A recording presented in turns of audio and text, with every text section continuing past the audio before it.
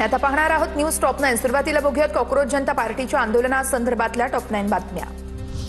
दिल्लीच्या जंतर मंतरवरती सीजेपीचं आंदोलन आजही सुरूच। विद्यार्थ्यांवरती झालेल्या लाठीचार्ज नंतर आंदोलनाला देशभरातून पाठिंबा। धर्मेंद्र प्रधान यांचा राजीनामा होत नाही तोपर्यंत आंदोलन सुरूच राहणार।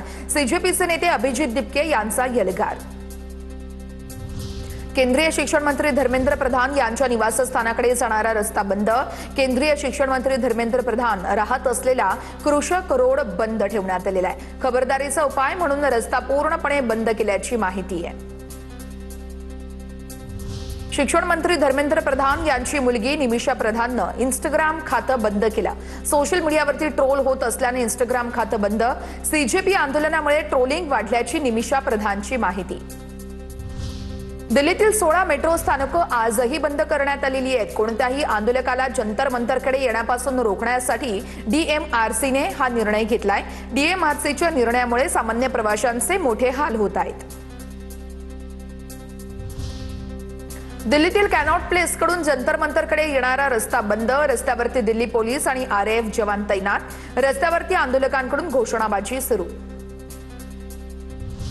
दिल्लीत जंतर मंतर जवळ पुन्हा गोंधळ। पोलीस आणि आंदोलक आमने सामने। पोलिसांकडून आंदोलकांवरती लाठीचार्ज। अश्रुधुराच्या नळकांड्याही फोडल्या।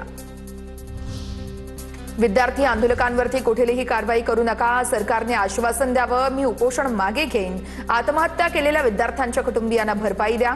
संसदेत चर्चा घडवून आणा। सोनम वांगचुक यांचं जेपी नड्डा आणि जितेंद्र सिंह यांना पत्र। मुंबईतील सीजेपी आंदोलन प्रकरणी आतापर्यंत 13 गुन्हे दाखल। 18 तारखेपासून मुंबईतील विविध ठिकाणी आंदोलन सुरू। नागपुरातील संविधान चौकात रात्रभरापासून पोलिसांचा बंदोबस्त। विद्यार्थी आंदोलनाच्या पार्श्वभूमीवरती दंगल नियंत्रण पथक ठाण मांडून आहे। आंदोलकांना ताब्यात घेतल्यापासून पोलिसांकडून खबरदारी घेतली जाते। सीजेपीच्या आंदोलनानंतर आता राजकीय पक्ष देखील मैदानात उतरलेत। बघूया त्या संदर्भातल्या टॉप 9 बातम्या। ठाकरे बंधू आज सकाळी 11 वाजता पत्रकार परिषद घेणार। देशभरातील विद्यार्थ्यांच्या भविष्यासाठी ठाकरे बंधू मैदानात। सीजेपीच्या आंदोलनाच्या पार्श्वभूमीवरती ठाकरे बंधूंची पत्रकार परिषद। मनसे अध्यक्ष राज ठाकरेंनी उद्या सर्व पदाधिकारी आणि नेत्यांची बैठक बोलवावी। शिवतीर्थ निवासस्थानी बैठकीचं आयोजन। 26 तारखेच्या ठाकरे बंधूंच्या महामोर्चा संदर्भात बैठक। महामोर्चा आधी राज ठाकरे मार्गदर्शन करणार। राहुल गांधींच्या सरकारसमोर 3 प्रमुख मागण्या आहेत। धर्मेंद्र प्रधान यांचा राजीनामा घ्या, मोदींनी माफी मागावी आणि लाठीचार्ज करणाऱ्यांवरती कारवाई करा। नीट पेपरफुटीवरून राहुल गांधी यांच्या ह्या मागण्या आहेत। आधी शिक्षण मंत्र्यांचा राजीनामा घ्या, नंतर चर्चा करा। राज्यसभेत मल्लिकार्जुन खरगे आक्रमक, तर सरकार चर्चेसाठी तयार आहे। संसदेच्या कार्यमर्यादेचं उल्लंघन करू नका, जेपी नड्डा कडाडली। राजीनामा असा होत नाही, पेपरफुटीवरून संसदेत चर्चा करा। केंद्रीय शिक्षण मंत्र्यांसंदर्भात जेपी नड्डांचं भाष्य।